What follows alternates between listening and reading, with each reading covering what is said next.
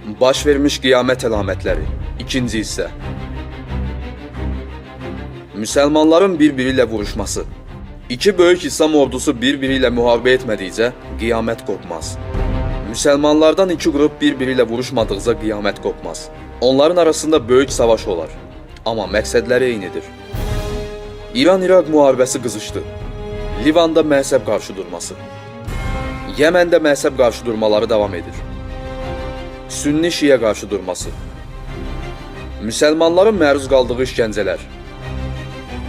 Fitnənin girmədiyi ev, toxunmadığı müsəlman qalmaz. Bu nəslimdən bir nəfər Hz. Mehdi əleyhissalam çıxana qədər davam edər. Arakanda müsəlmanlara qarşı soyqırım həyata keçirilir.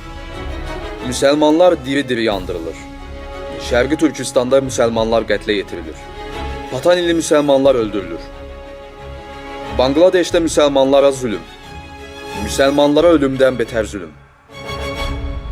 İldırımların çoxalması. Qiyamət yaxınlaşdıqda ildırımlar elə çoxalacaq ki, insanlar bir-birindən soruşacaqlar. Dünən kimi ildırım vurub? Onlar da belə cavab verəcək. Dünən filankəslə filankəs ildırım vurub. İldırım yağışı. İldırım 400 evi yandırdı. Yenə ildırım faciəsi. İnsanın yaxınları tərəfindən pis əməllərə təhrik edilməsi. Birinin həlak olması valideynlərinin, yaxud arvadının və yaxud da qohumunun ucbatından olacaq. Belə ki, onu kasıbcılığa görə qınayacaqlar. Gücü satmayan işlərə vadar edəcəklər, axırda o, təhlükəli və qaranlıq işlərə girib həlak olacaq. Qızına oğurluq dərsi verəndə tutuldu. Qızına fahişəlik etdirən ana.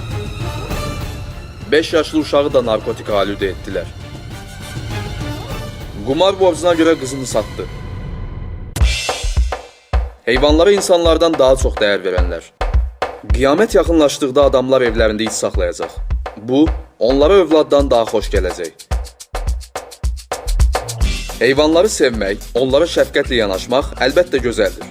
Lakin Peyğəmbərimiz sallallahu aleyhi və səlləmin yuxarıdakı hədisində axır zamanda insan sevgisinin yerini heyvan sevgisinin tutacağı bildirilib.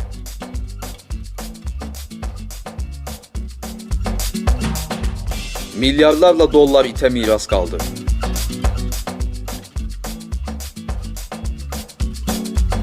İtə 250 min dollarlıq toy.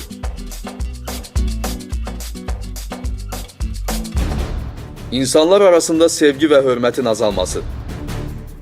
Böyüklərin kiçiklərə mərhəmət etmədiyi, kiçiklərin isə böyüklərə hörmət qoymadığı, uşaqların qəzəbli olduğu zaman qiyamət yaxınlaşmış olacaq. 10 yaşında cinayət makinası oldu.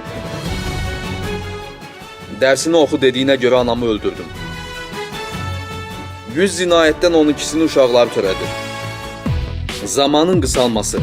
Bu hadisələr meydana gəlmədikcə qiyamət qopmaz. Zaman və məsafə vasitələrlə qısalacaq. Aparılan təcrübələrdə Şuman rezonansının 1980-ci ildən, yəni düz Mehdi əleyhissalamın çıxış tarixindən etibarən dəyişdiyi və zamanın sürətləndiyi müəyyən edildi. Bununla yanaşı, böyük zəlzələlər də dünyanın dövrətmə sürətinə təsir edərək zamanın qısalmasına səbəb oldu. Asiya zəlzələsi günləri qısaltdı. Zəlzələ oldu, gün qısaldı. Çili zəlzələsi günləri qısaltdı. Həmçinin hədisdə nəqliyyat vasitələrinin inkişaf etməsi ilə məsafələrin qısaldığına diqqət çəkilib. Dünyanın ən sürətli qatar xətti açıldı. Dünyanın ən sürətli sərnişin təyyarəsi. Səsdən 20 dəfə sürətli təyyarə havaya qalxır. Aviareyslər qısalır.